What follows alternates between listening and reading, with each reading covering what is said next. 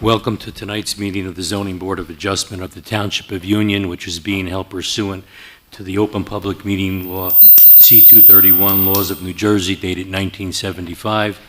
Notice of this meeting was advertised in the local source, the newspaper of record, and notice has been posted on the bulletin board in the municipal building adjacent to the municipal clerk's office. Roll call. Mr. Wiley. Here. Ms. Martins is absent. Mr. Bentavega. Here.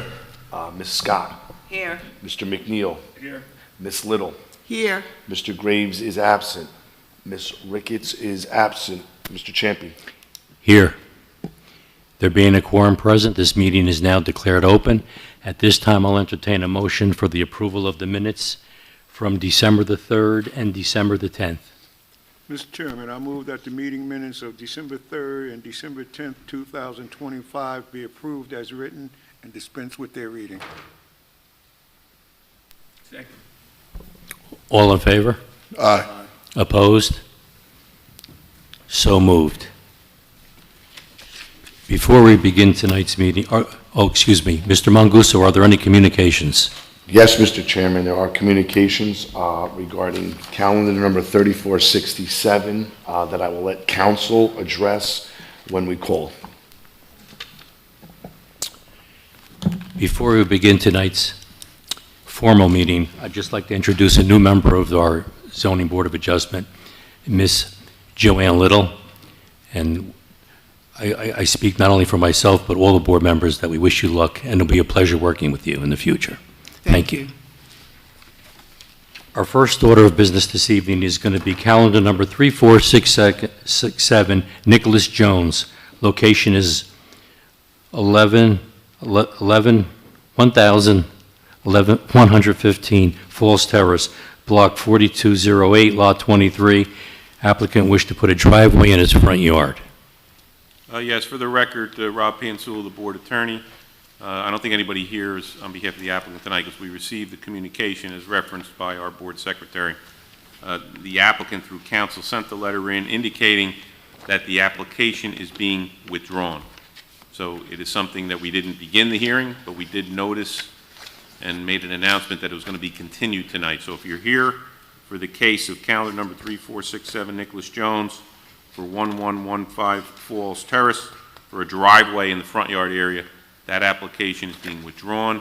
That project will not occur unless they come back to the board on notice with a new application. So there's nothing for the board to rule on. There's nothing to, since we didn't start the case, the matter will not be heard and it will no longer be a part of our agendas. Thank you for that clarification, Mr. Pansula. Our next order of business will be a continuation. It is for calendar number 3469 USA Concession Enterprises, LLC. Location is 1160 Springfield Road, Block 3401, Lot 8. Adding wholesale retail to an existing warehouse distribution. Counselor? Good evening, Mr. Chairman, members of the board. Again, Danielle Federico from the law firm Key, Associati, and Tomasi, appearing on behalf of the applicant, USA Concession Enterprises, LLC, with respect to the property located at 1160 Springfield Road, which is designated as Block 3401, Lot 8.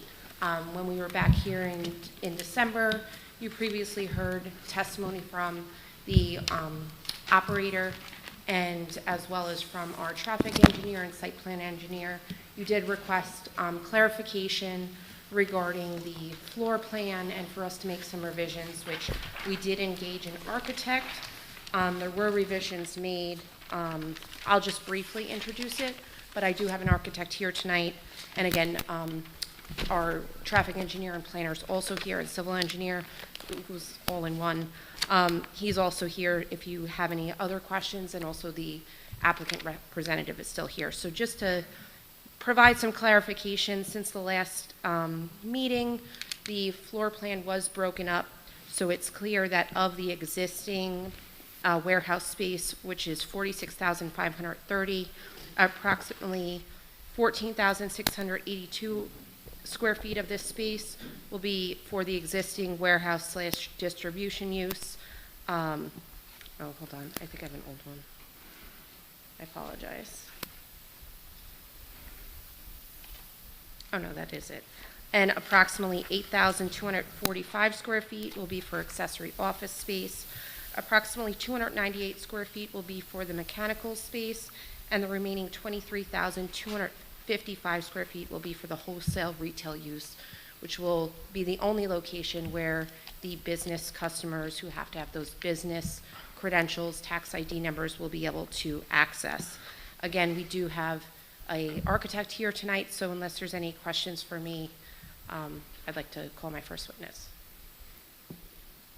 Are there any questions from the board? No, I did accept and noted the revisions, and I marked them into the record carrying from the first session.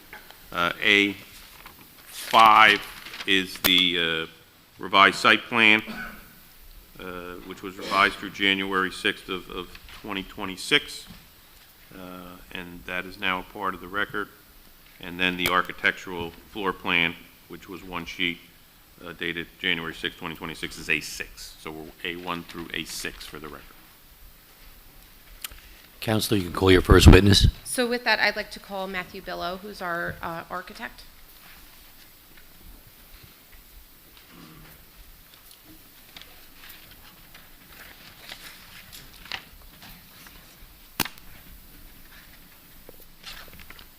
If I can ask the witness to swear or affirm that the testimony you're going to provide this evening is the truth and the whole truth. Yes.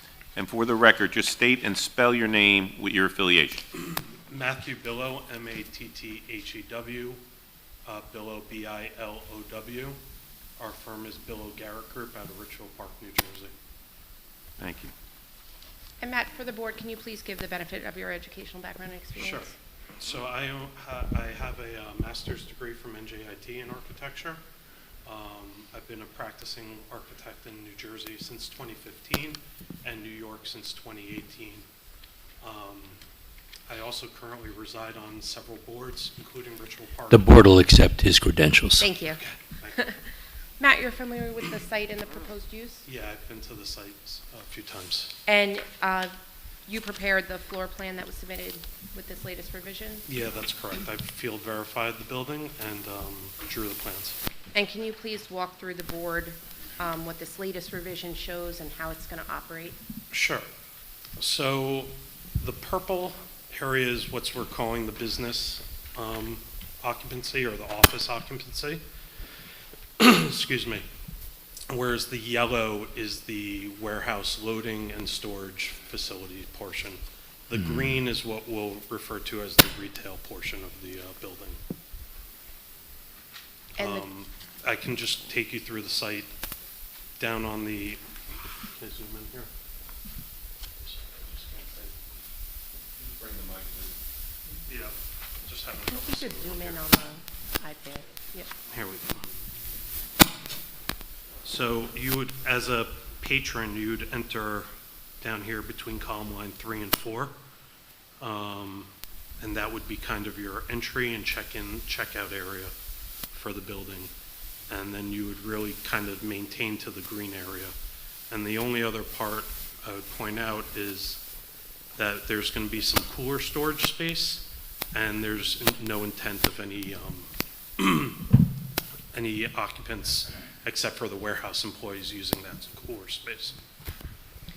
So again, just for the record, other than this green area, the business customers that come with their tax ID number and get a membership, they are not going to be able to access the yellow areas or the purple areas. Is that correct? That's correct. And can you give an approximate percentage of what that is of the total warehouse? It's 50%. I have no further questions for this witness. Are there any board members that would like to question Mr. Billow's testimony? Hearing none, are there any members of the public that would like to question this witness? Hearing none, Counselor? So with that, I'd like to recall our civil engineer, traffic engineer, and planner, which is Matthew Seckler.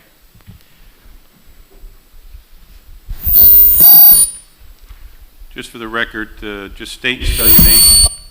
Name is Matthew Seckler. It's S-E-C-K-L-E-R. It's Stonefield Engineering Design. And you were sworn and qualified in your capacity last. Has there been any changes since that occurred in December? No changes. Okay, thank you. Matt, your firm prepared revised plans that were submitted with this latest revision? Yes, the site plans were modified very slightly, so I'll briefly go through that with the board. One of the changes we made was originally all the handicap accessible spaces were where they're located today, which, based on this plan, was in the top left corner, which is actually closest to the office area. So what we did is we moved some of those ADA spaces closer to the customer entrance, as we anticipate there may be some customers that need ADA accessible parking spaces near the customer entrance. We also added an ADA ramp to get access into the building itself, and just kind of reworked some of the parking spaces, as when we ran the truck template around the building, the fire truck template around the building, there was an area in which one of the fire truck drove over one of the old spaces, so we've adjusted that in this updated site plan. So again, some very minor cleanup items, but we felt it was important to get a proper set of plans into the board for their review. In terms of any other changes, again, you heard from the architect, the new layouts inside the building. I do want to just provide the board some information. While I do not have the breakdown of space allocated within the Restaurant Depot in Union, our office did actually work on a Restaurant Depot that's been approved and under construction in Paramus up in Bergen County. And I wanted to provide you some information regarding their breakdown of space for customer retail versus warehouse space. And if I can find that sheet in my notes, I'll definitely give you those exact numbers. Perfect. The Restaurant Depot in Paramus, 83% of their square footage was for retail or mercantile space. Again, we're at 50% here. For storage, they were at 14% in Paramus, we're at 31%. And the business or office, only 2% of their building was for business office, and ours is 18%. So again, you could see that this style building, I know, was concerned with the board when evaluating this project compared to the Restaurant Depot. Clearly has a different type of operation, obviously not being a national brand with 160 locations, and not being a brand that, like this one is, currently kind of in a catalog online ordering form. Restaurant Depot obviously was born as a come into our store and shop type of business. So really they are two different business models, and we want to make sure that we differentiate ourselves from even that layout inside the building. So I know that was a concern of the board, so I want to provide those comparisons to that site that we are working on for Restaurant Depot in Paramus. Additionally, with this application, we are seeking a D1 use variance. While this site currently operates or previously operated as a warehouse, warehouses are not permitted in the CI commercial industrial zone. In addition, wholesale retail is also not permitted in this zone, while retail, convenience retail or normal, I would say typical customer retail is considered a conditional use in this zone. We are still seeking that D1 use variance. As it relates to D1 use variances, we are required that enhanced burden of proof to show site suitability. When you look at this site and the building itself, I actually think it is quite suitable for this type of use. You have a large open floor plan with high ceilings and loading docks, so it does, again, allow itself to be utilized as a warehouse, which it has over the years, and this kind of addition of wholesale retail. We do have sufficient parking spaces per your ordinance, so again, I do believe the site is properly suited for this type of use, for this, again, additional type of retail customers. In addition, we do have sufficient areas for loading on site, and again, it does allow us to, and it is on a site that is significantly larger than what your minimum lot area is.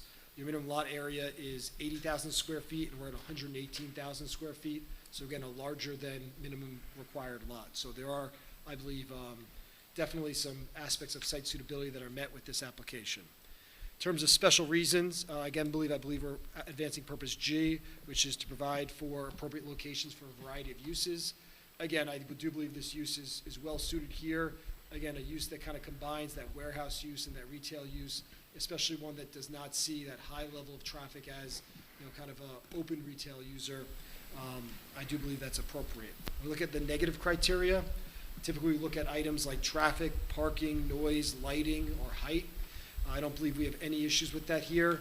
I know we had discussions with traffic The fact that all of our traffic actually exit onto Milltown Road, I think is a benefit, because vehicles that want to get back to Springfield Road get to make that access, make that turn at the traffic signal, so we're not basically dumping traffic at our site out towards Springfield directly, where you have the restaurant depot and other high-volume users on that roadway. So I do think that's actually a well-suited design from a traffic point of view.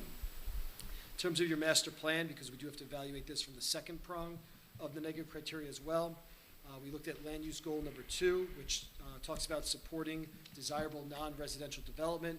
Again, obviously, commercial uses like this help add to your tax base, and I believe that's why that was listed as one of your land use goals.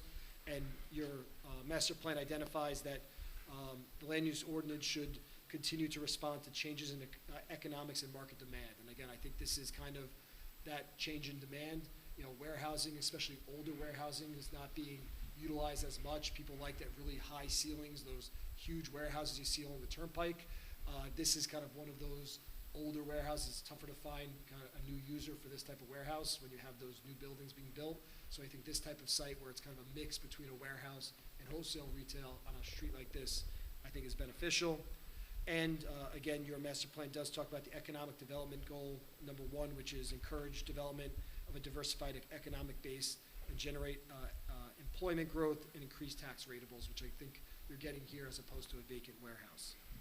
I do want to highlight also, when we look at the ordinance itself, in the purpose of the CI, commercial industrial zone, the purpose is, of this section of the ordinance, is to permit large lots and buildings for the operations of industrial, office, warehousing, distribution, manufacturing, and similar businesses that generate considerable vehicle traffic, require large indoor spaces, and or produce otherwise undesirable externalities. Now, I don't think we are producing undesirable externalities with this type of use, but again, your ordinance does reflect the fact that they do have these type of uses like warehousing, distribution, and business uses on these large lots is the intention of the CI zone. So while we are seeking a use variance here, I do believe that we are not damaging the ordinance and the laws itself.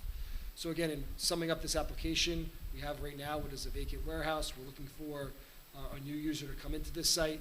We believe there's some significant improvements we're making to the site circulation, adding some more formal parking on the site.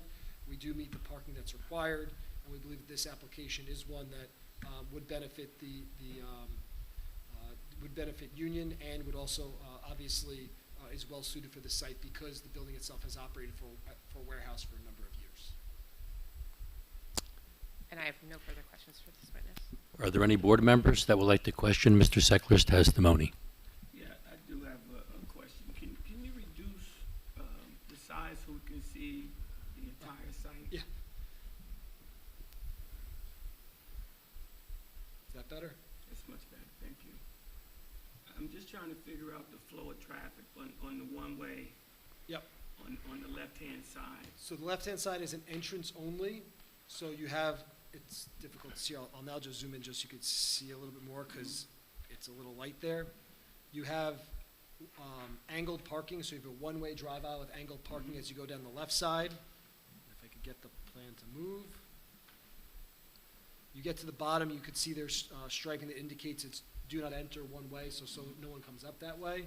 Is there just going to be pavement marking? There's going to be pavement markings. We will put a sign as well, but we have pavement markings right now. Okay. We could put a sign there as well, and that's this thing right here that says do not enter. Mm-hmm. And then as you get to the bottom, it's a two-way drive aisle that works itself towards the driveway along Milltown Road. So you could come in or out on Milltown Road. You could only come in on Springfield.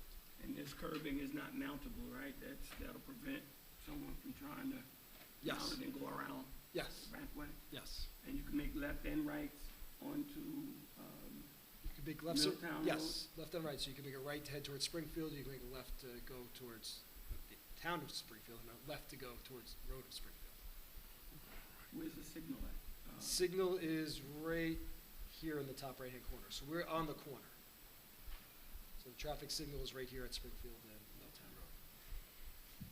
And based on the studies, you don't anticipate any real backup on a busy day No, I mean, with existing traffic? it's, and again, we did a traffic study. I think I spoke briefly about it last time. obviously it's gonna generate more traffic than a vacant warehouse, but in terms of the level of traffic, we never see traffic that backs up towards where our driveway is, so we can get vehicles out of our site. And again, the light, does, change, I think it's on a 90-second cycle here, so we can get our vehicles back onto Springfield Road, basically every cycle. I guess the real question is if, and we hopefully, prayerfully, this thing will take off and you guys will make a ton of money, but that's gonna bring a ton of traffic also. Would the applicant be willing to assist the town if need be, with handling that traffic generated from that business? So again, I don't want to speak directly, but are you saying, let's say if we have it's Christmas time, we have a busy time period, and, we need to have police director or something like Correct. that on site, Correct. that is, something. But again, I just want to remind, the board that this business model right now at his existing site is completely, everyone orders online or, calls in an order, and they deliver out. So their existing customer base, they're a successful business, just as basically a order delivery style. He's obviously wants to bring this here because from a, window shopping perspective, if you can get someone into the building, they may be able to see a new product that they are carrying to basically add to their monthly order. But they basically have a continuous business that they have, that they're looking to obviously bring here as well. They're looking to grow. They're looking to grow. They're looking to add a part of their business here. So again, I do expect, and they obviously want customers. But again, I think I got some nods from the client and the applicant in terms of that they would have. There's traffic It's a good issues. problem to have, right? And again, we certainly have I did look back at the client, he has no problem working with the town. If there is any issue in the future and there is some sort of congestion, we'll certainly coordinate. That's good. I'll note that for the record as a condition. I know, because that really got us back here to tonight. I know the applicant did an admirable job supplying the plans that I think the board was expecting. I'll note that. I've done it in the past with these types of potential situations. It may never happen, but just a working cooperatively, not only with the potential for that instance, but in implementing the Collier's recommendations. There was no issues with any of the details in any of the reports or the departmental comments. Correct.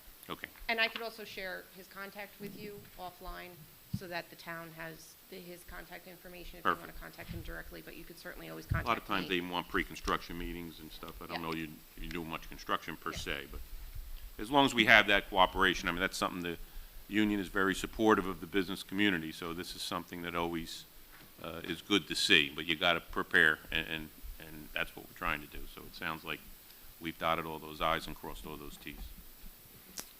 Are there any other board questions? Yes, Mr. Chairman. Can you go back to that same exhibit? The colored one? Or Yeah, no, the one before. So I have a quick parking question myself in reference to the front of the building. I saw it labeled on the exhibit. I just want to ask a couple questions. I know you mentioned it, I think, in your last testimony. So the front will be for employee only? Yeah, that little loop area. Right, the loop that's- area in the front, yes. Correct, there's parking there that exists on that loop today, that'll be employee only, and we indicated that there'll be 7 employee-only spaces along. Okay, my only issue is, so it'll be a one-way coming in, and then the entrance will be closer to the traffic light, close to Milltown? Correct, and I don't remember if there's a sign out there, we have no problem it being a right-out only. Okay, that was my question. So there'll no left turn, I think it's a hazard, so it'd be right only? Correct, that little loop should be right in and right out, there shouldn't be any left turns into the loop. Perfect. No further questions. Any other board questions? Hearing none, are there any members of the public that would like to question Mr. Seckler's testimony? Hearing none, are there any members of the public that would like to come forward and make a comment on this application? Hearing none, Counselor, would you like to sum up? Yes, I just would like to thank the board for their time and consideration. I think you heard what's being proposed, which is the warehouse and a wholesale retail model, which is on an oversized lot, and you heard the testimony from our planner and our architect of how that's going to be broken down. And we believe that the testimony presented shows that this site and the business model that our applicant is proposing is well-suited for this property, and we would respectfully request that the board approve our vote. I believe we do have obviously use variances, so we do need 5 votes. So if the board is inclined to vote tonight, I would like to see if there's any concerns before consulting with the client to see if they do want to take a vote, because my hesitation always with the D1 use variances, when there's only 5 members, I need a unanimous yes. So if there are any concerns, obviously we're more than willing to work with you all, but I don't also want to put my client in a difficult position where, if someone does have a concern, I don't want to tell them to vote in a situation like that. I think that's a fair request, Mr. Chairman. I think the board can deliberate, and Right. and since she is entitled to a full complement of members, if the deliberations go smoothly, it's something the applicant can choose to have the vote tonight, and we can be completed. Well, at this time, are there any board members with any concerns or comments?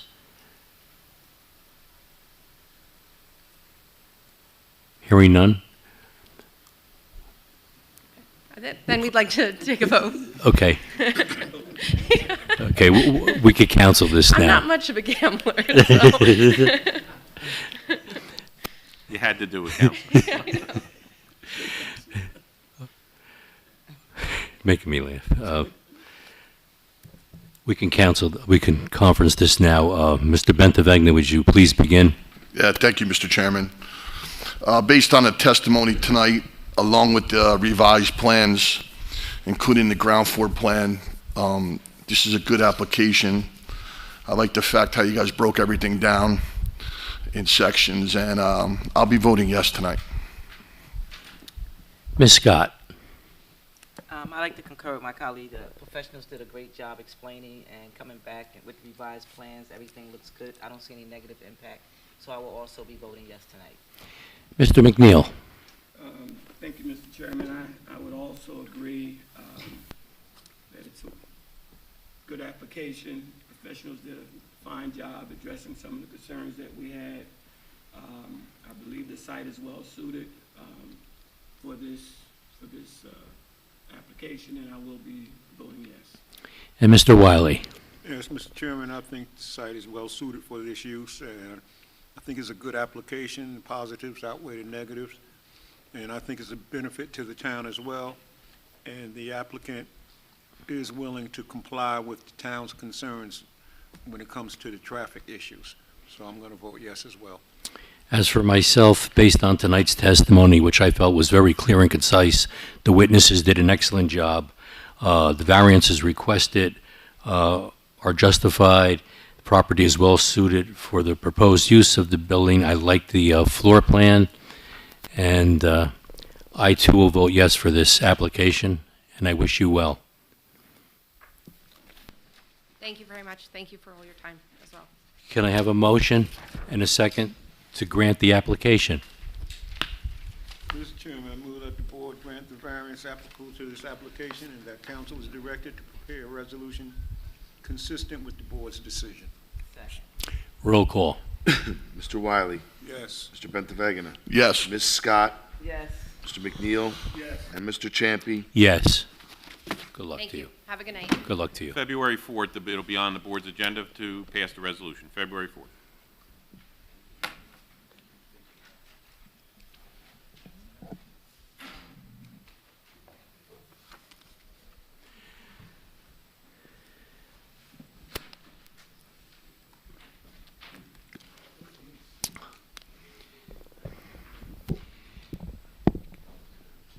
Continuing with tonight's meeting, our next and final order of business this evening is calendar number 3464, Adderness Construction LLC. Location is 20 Windsor Avenue, Block 4803, Lot 24. Applicant wishes to construct a two-family dwelling with insufficient setbacks and lot depth. Counselor? Gary Goodman, on behalf of Adderness Construction, whose principal is Daniel Sanon, who will be one of the witnesses this evening. This is a application that faces a C1 hardship variance, given the fact that the depth of the lot is only 70 foot. The zone permits a two-family house, and the applicant proposes a two-family house. The current house that sits on the property is a dilapidated house that's in poor condition. Mr. Sanon, through his company, has purchased this house and wishes to develop it into a two-family house. My witnesses this evening are our engineer, Daniel Davies, Davies Engineering, and our architect, Bruce Bratstrom. And I would like to call my first witness, Daniel Davies. For the record, council and board members, I did mark A1, the application as it was submitted. A2 is the site plan that was proposed, and that consists of 2 sheets. That's A2. A3 is the architectural plans, which consists of 4 sheets. So A3 is the arc plans, all 4 sheets, and then A4 is the one-page survey. So A1 through A4 for the record. The details were summarized in the January 8th, 2026 Collier's report, which I assume, council, you received and your professionals will address tonight. Yes. As well as the other departmental comments. I think there was a fire comments, and even the assessor had a question. So if the first witness, this is Rob Pansul, the board attorney, if I can ask you to swear or affirm that the testimony you provide this evening is the truth and the whole truth. I do. And for the record, state and spell your name with your affiliation. Yes, my name is Daniel Davies, D-A-V-I-E-S. I'm the owner of Davies Engineering, located at 615 State Route 94 South in Newton, New Jersey. I'm a licensed engineer in the state of New Jersey, in good standing. I have a Bachelor of Engineering degree in Civil Engineering and a Master in Infrastructure Planning from NJIT. I have not presented before this board before. I primarily present in Sussex, Warren, Morris counties. The board will accept his credentials. Okay. Thank you. Mr. Davies, could you describe for the board, well, first, you've been retained by Mr. Sanon to put together this site plan. Yes. Could you please tell the board the present conditions on site? Yes, so what I have up on the screen right now is a zoomed-in image of the survey that was presented in the application package that was prepared by Morgan Engineering. This shows an existing dwelling, single-family dwelling, 2-story, on the front left-hand side of the property, an asphalt driveway, a garage. The garage itself has been pulled down, but the floor slab itself is still there, and an open space off to the right-hand side. So today the property is 84 by 70 foot in dimensions. The zone calls for a 100-foot depth dimension, and that leads us into several of our variances, actually 3 of our variances that are bulk C variances based on lot depth. So today the property is essentially a single-family dwelling that is in a state of disrepair, and our applicant or our client, the applicant, has purchased the property with the intent to put up a new 2-story, multi-family, 2-unit structure. Both would be, it'll be 2 stories, 3 bedrooms each on the second floor, living space, garage on the first floor, and a basement. The basement is not a daylight basement, it's not a walkout basement, so it's only a true 2-story structure. The rest of the property, it will be serviced by a driveway, so parking would be on shared with that, and we can go into that now. So the property today, it needs to be fixed. It's dilapidated. It's in a sorry state of disrepair. So we're going to jump over to the variance plans now, and I am going to look at sheet number 2, which are existing site photos. So just bear with me as I... Daniel, just to clarify, the Collier's report refers to a request for a 3-story building, and that is just an incorrect reference, correct? That is correct. It is a 2-story structure, proposed 2-story structure. So what we have shown here is some photos which are located on sheet V2, which is the second of our 2-sheet submission. These are the plans undated, unrevised, dated 9/16/25 as submitted to the board. Photo number 1 shows looking across the property from the left corner towards the existing dwelling. You can see it is in a sorry state. Photo number 2 looks directly onto it. And then we go across, as we move across the front of the property, you'll see the existing driveway. You can see a grass area to the right, and again, it's continued over to the adjacent property. And then as we move down to the following photos, these are taken at the back of the property looking towards the street. You'll see there's some open space in photos number 5 and 6. And then photos 7 and 8 are actually standing at the front of the entrance road, which if I go to the cover sheet, I can show you the aerial. So we have Springfield Avenue that our street ties into, which is Wilson Avenue. Our property is highlighted in red. The photos that we're looking at, 7 and 8, one is taking up the intersection looking down Wilson, and one is in the same vicinity but is zoomed in looking to the corner of our property. As you can see, Wilson is a very congested roadway based on these photos. Everybody seems to park on the street, and only the stop bar and the exit out of Wilson allows through traffic. Our proposal, as we go up into this, does allow for, and I'll zoom out, parking on the property with no on-street parking. So we did accommodate that. So let's go to the bulk conditions so we can step through those for you. So we are in the RB Residential B district. We currently have a single family residence. We are going a multifamily, and that is a permitted use. The minimum lot size is 5,000. We have 5,880 square feet, so we're in compliance. Our lot depth, our lot width required is 50. We have 84. Our lot depth is 100 is required. We have a pre-existing non-conforming condition of 70. So there is no opportunity to buy any more land to make our property bigger. We are surrounded by multifamily to the left, a single family to the right, a single family to the rear. No opportunity to add land or add depth to this property. The maximum building coverage permitted is 45. We have about 20% today with the single family and the garage, and tomorrow with the single structure we have 40%. Total impervious coverage today we have 53. Tomorrow we will have 53. So we're balancing and not increasing impervious coverage. Therefore, we're not increasing stormwater runoff, and we are in compliance with the 65%. The principal structures today, the existing structure is very close to the front property line, very close to the side property line, and just will be coming down. Our proposed structure is 17.1 feet to the facade and 14.5 feet to the canopy. Setback when the required is 25.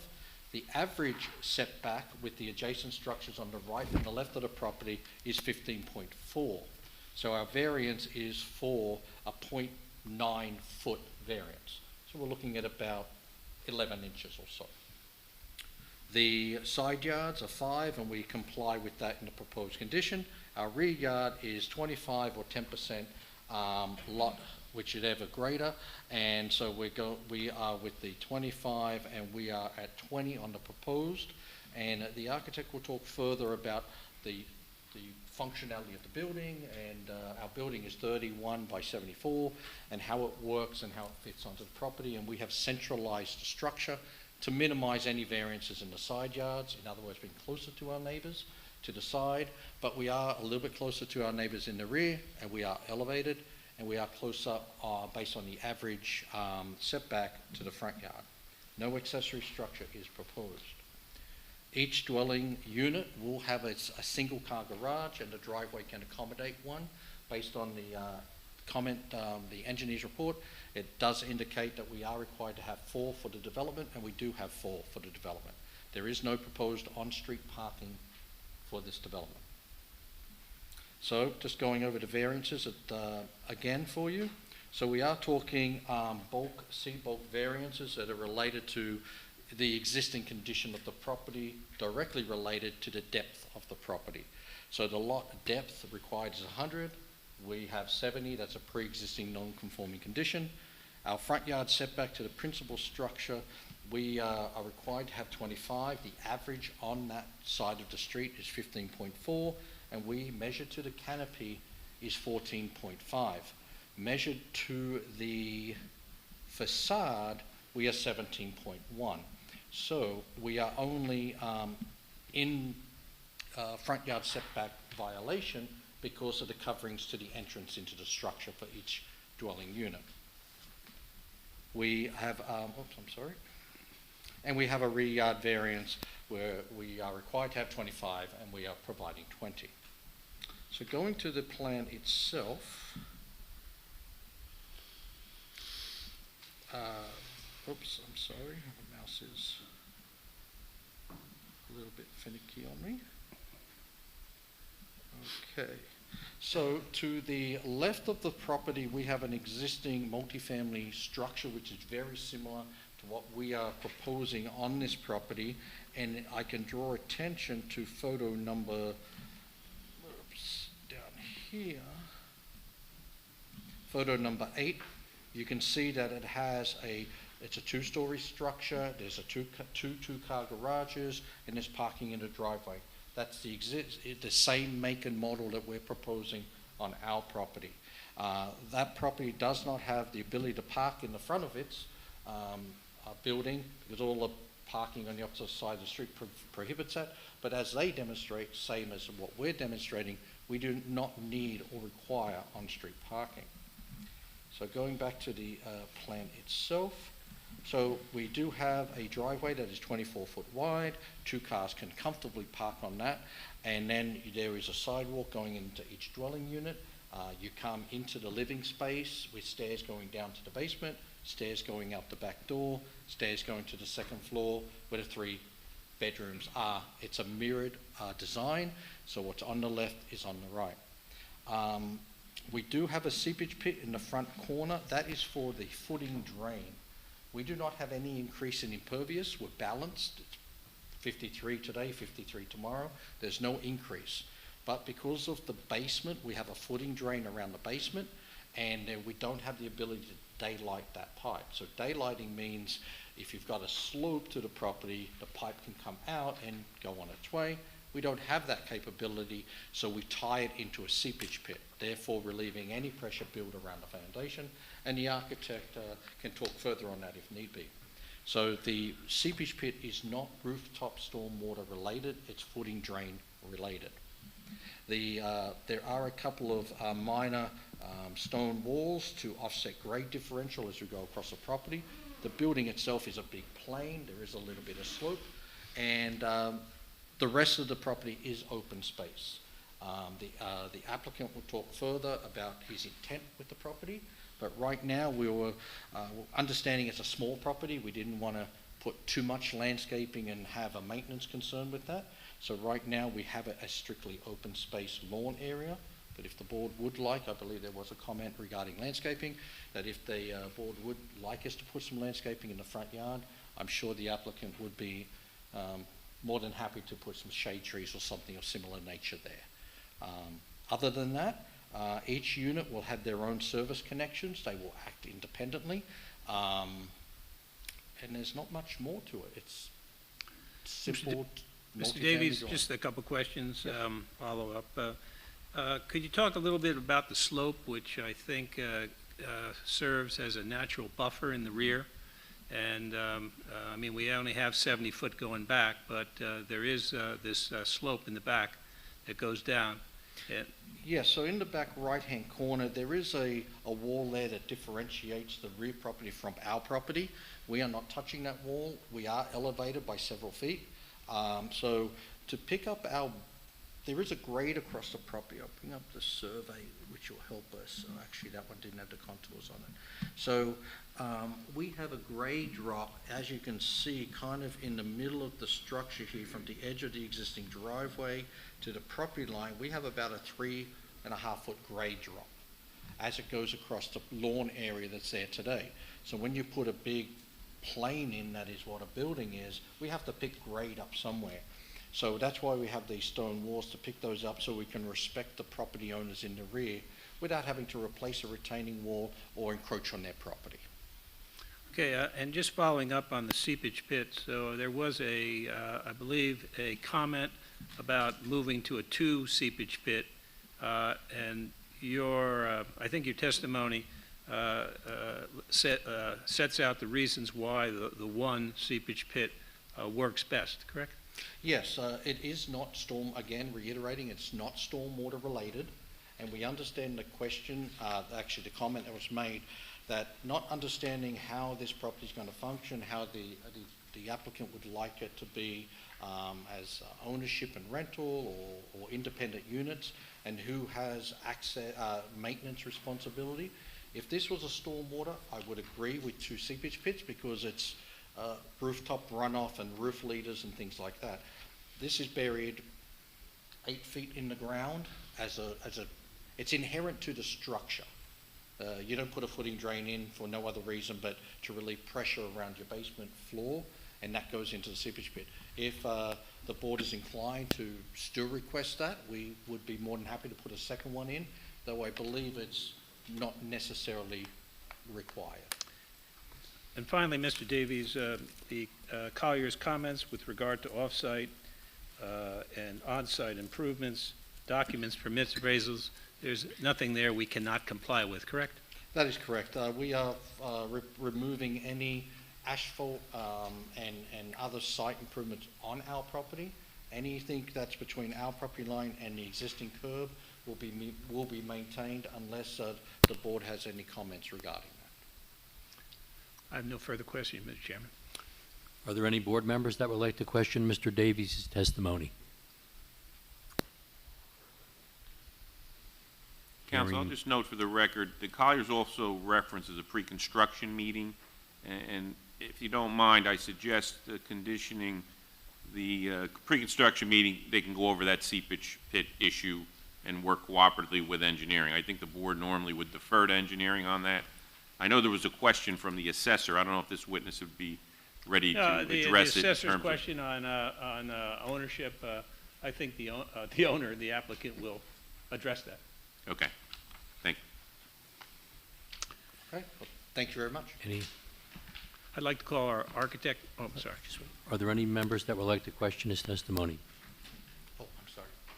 Any members of the public that would like to question the testimony? Hearing none, Counselor, your next witness. Yes, I'd like to call Bruce Bratstrom, give architecture testimony.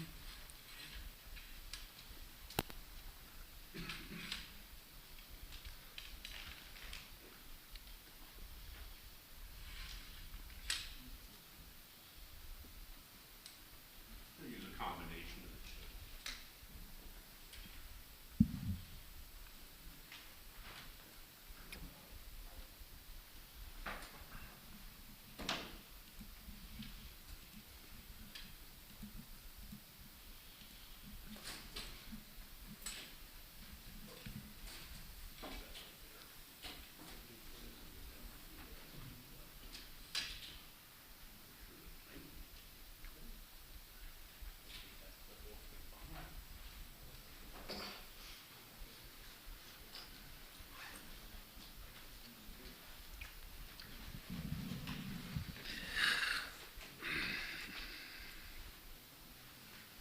Okay.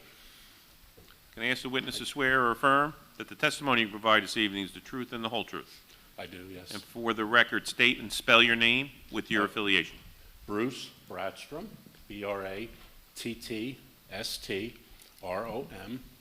I'm a licensed architect in the state of New Jersey. I'm also a certified interior designer in the state of New Jersey. I'm a graduate of Kane College and a graduate of NJIT. I'm a licensed architect, and my architectural firm is located in Newton, New Jersey, and that's Studio One Architecture. We'll accept his credentials. Thank you. Mr. Bratstrom, you've been retained by Mr. Sanon to provide architectural plans for this project? Yes, that's correct. Could you please walk the board through your design for this two-family house? Okay. I'd like to speak a little history about the project. Alex, if you want to pull up the survey, the original survey there. Okay, now this is the original survey of the property. I want to pay particular attention to the existing house that's there and then the garage. Now, when Daniel and I were going through the project, that's Daniel, the owner, we actually investigated the existing house that's there. We looked at it. But from a structural point of view, it was just so dilapidated that you pretty much would have to, take most of it down and then to build new. And in that case, you'd have to come back to the planning board because you'd probably take more than 50% of the house down. So with that in mind, Daniel and I said, why don't we, from a cost point of view, actually build a new building? So that's what we were thinking. So part of the things that we were looking at is we wanted to do a two-family, and we actually wanted to, if you zoom into the front part of where the house is, see how close the existing house is right there? You got all that concrete paving that's there, and the walkway. Okay, sorry. So you got all that concrete, you're close to the street, and it didn't really work out well. Plus, the house itself is set like 2.3 feet in the bottom left-hand corner. Now, if you zoom up a little bit, Alex, you're like 3 feet at the top. So one of the things that we wanted to do, we wanted to adhere to what the zoning ordinance says, and that's 5 feet. So keeping that in mind, we were looking at that. And then if you look at the back, you see the garage there, detached garage? Well, actually, it's attached. That's about 7 feet off the property line. That was just too close for us. And also that area that's hatched, which is to the left side of the garage, that's all concrete. You see how much concrete you have up there? So what we were thinking is we want to do a nice project and give grassy areas. Grassy areas in the back of the project and grassy areas in the front. Nice lawns, because it's going to be a duplex, you know, 2-unit house, and we want an area for kids to play. There's most likely children and stuff like that. So with that in mind, we started to develop some plans. Now what I'll do is I'll walk to the plans. I'm going to go to this. So this drawing A0, is the first floor plan. Excuse me 1 second.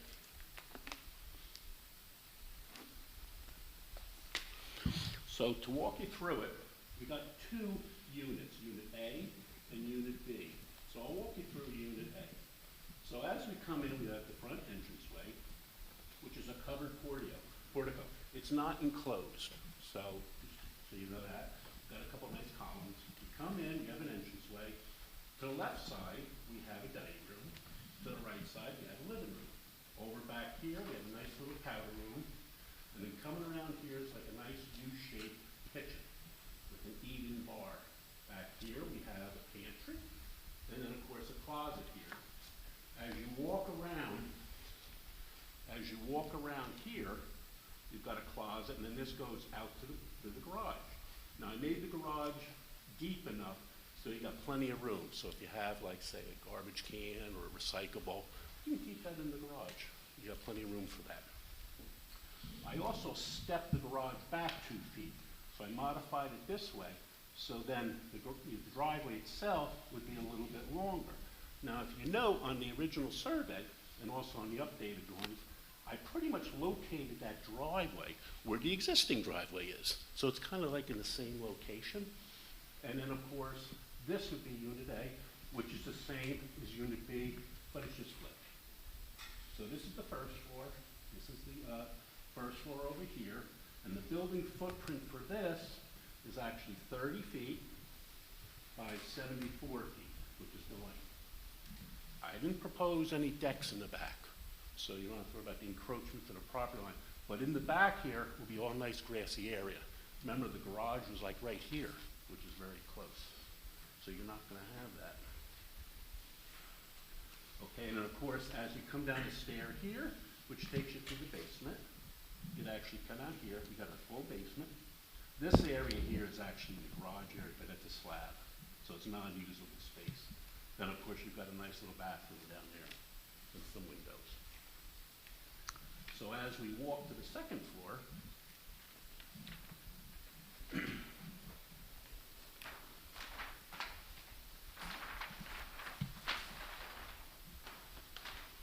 okay, so here we'll go to the second floor. The units are basically the same, they're identical, except they're just mirrored. You come up the stair here, you have a nice hallway. You have a nice little laundry room and washer and dryer. And then of course here you come into this, and this is a nice primary bedroom, which is very nice and very, as far as the size goes. You have a walk-in closet, and then of course you've got a nice full bath, closet, double vanity, water closet, big shower, another closet. Coming out here to the hallway, you have an open railing, and of course you've got another bathroom here, which is a full bathroom. And that's really for these two bedrooms. And these bedrooms are nice sizes. You've got nice big closets, so this works out well for the kids. And then of course you have the same that's over here. We bumped it out a little bit here, just to give a little interest as far as the elevation goes. Now, if you look at the front elevation, which is the streetscape, this is the kind of idea you'd have. So basically, here's your entranceway with a covered portico. You've got nice bump outs there with windows, you know, like for the dining room, for the living room. And then, of course, this is the garage. Now, the garage area is set back 2 feet, so it breaks up the wall a little bit here. On the second floor, you've got nice windows in the bedrooms. And then, of course, I bumped it up a little bit like this to make it kind of interesting for the street. You know, people, you know, rather than being just a straight roof, which would be kind of flat and too long. So I wanted to give some interest, so I did it that way, which I thought worked out rather well. Now, this will probably have horizontal siding, vinyl siding, you know, the house throughout. Now, moving to the next drawing, okay, this gives you an idea here. So we have your elevation. As you walk around the house, this would be the right side, okay? So there's your portico going in. This is the side. Adjust it up a little bit, and you see you'll have a little bit of an overhang. That's that short piece, that's the overhang. And of course, it steps back a little bit that way. Then walk to the rear elevation. This is kind of a look. So of course, you got the doors that go into the garage, and this goes into the house. These are like the bedrooms. And I also bumped it up a little bit. I gave a couple little dormers to give it kind of interest, give a little pizzazz, you know, make it look nice on the rear yard.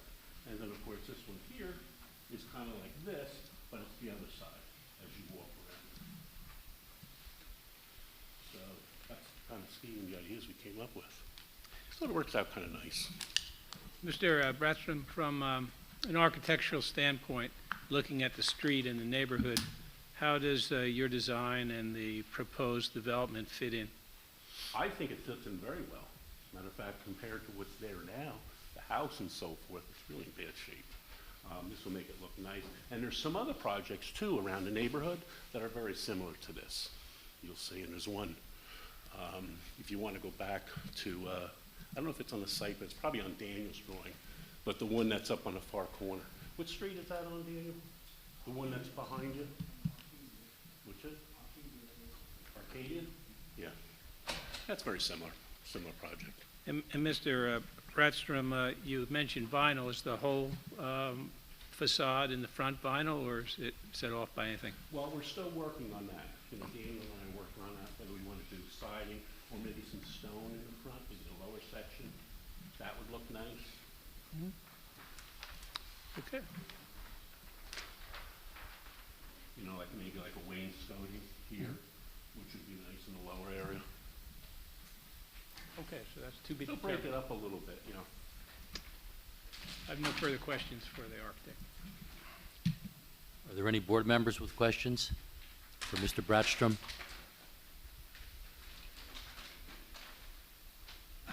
Hearing Mr. none. Champy, I might have one, in 1 second. I just want to look at something, if you don't mind.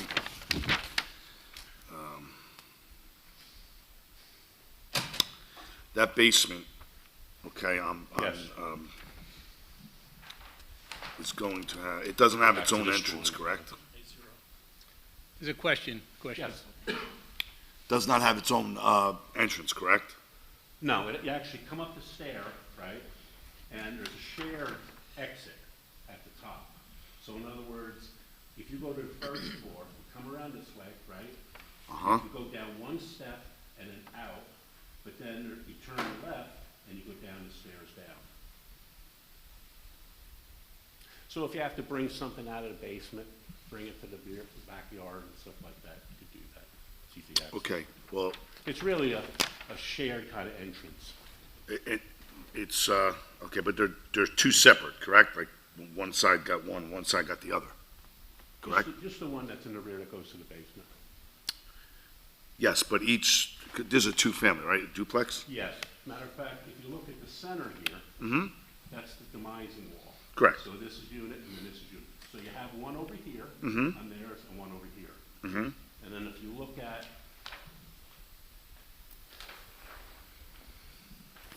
A2, Yep. this is the door here. So they actually go into the house. Okay. Well, I just want to make sure that, like, if there is like a separate, like an entrance that you can go downstairs or go out. I don't Right. want that to be expanded into like, an apartment. I just want to make sure, because I've seen crazier things done in this town, so I Right. want that on the record, that it will never be used as an apartment or, No, it's a two-family dwelling.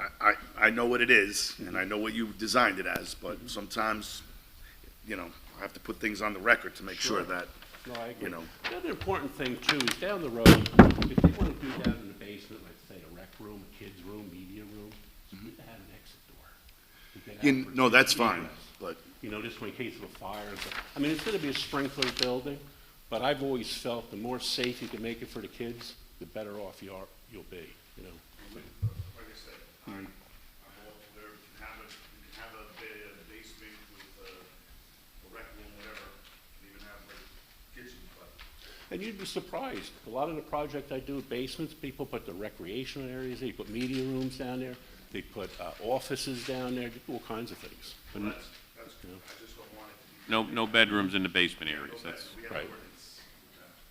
And I will tell you, in my experience, going out there and seeing other projects, not this project, but I've seen people put bedrooms in crazy places.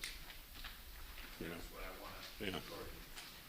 in addition to the Collier's report, there was a number of comments from the fire department. Did you see them? Yes, You and have we'll comply, no yes, issue? we'll comply to that whole Perfect. list. I went through that list. Just wanted to note that for the Yep, record. absolutely. Matter of fact, usually when I do smoke detectors, I go above and beyond what's really required. Because I think Terrific. about the thing, you know, people that are staying there, and kids and stuff, so.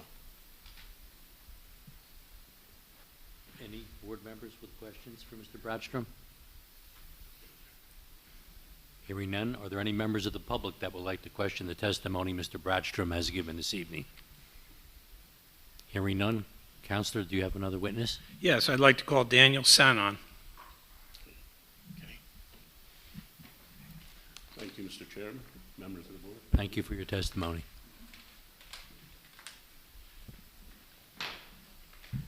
Can I ask the witness to swear or affirm that the testimony you provide this evening is the truth and the whole truth? Yes, sir. And for the record, state and spell your name with your affiliation. Daniel Sanon, last name S-A-N-O-N. Are you going to have to speak louder? I couldn't hear. If you can pull the mic up a little, maybe? Yes, sir. How do you spell your last name? S-A-N-O-N. Thank you. And what's your capacity? You're the representative of the owner? Yes, sir. Okay.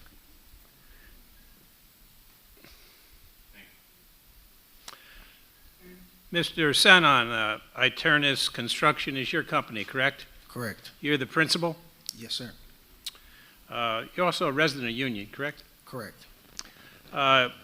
You've heard the testimony of your architect and your engineer, and you confirm that that is what your intent is here with regard to this project? Yes, two-family dwelling. And with regard to the question that was posed earlier about your future plans, should this project be approved by the board, have you made up your mind whether this is going to remain as rental or whether you're going to offer it for sale? That's to be determined based on market conditions. Okay. I have no further questions for that.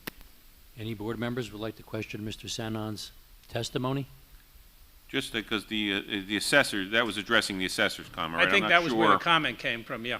I'm not, I guess for assessment purposes, if it's a duplex broken down officially into two, there's certain things that they need to do. So the only thing I'll note, it's undetermined as of now, but there may be certain criteria that they'd have to fulfill to implement a duplex. Well, my experience, Mr. Pansula, is that as soon as a decision is made to do a condo, you notify the assessor Right. of that fact, and he That's- takes it into account when he goes to reevaluate. Exactly. That's what I'll note for the record, since he asked the question. We don't usually get questions from the assessor, so I just wanted to make sure I was covered. Since there's no more board questions, are there any members of the public that would like to question Mr. Sanon's testimony? Hearing none, Do you have any other witnesses, Counselor? That's our total witnesses, yes. Right, then I just have to ask this question. Are there any members of the public that would like to comment on this application? Hearing none, would you like to sum up? Yes, in sum, we have a young developer. I think this is his first project, a Union resident wanting to invest back in the community. He's found a property that's in bad disrepair. He is proposing a project that's in keeping with the zoning. There are some C1 hardship variances based on the dimensions of the property. And I think, as the architect said, this project will blend nicely and should enhance the neighborhood and be a positive addition to the neighborhood.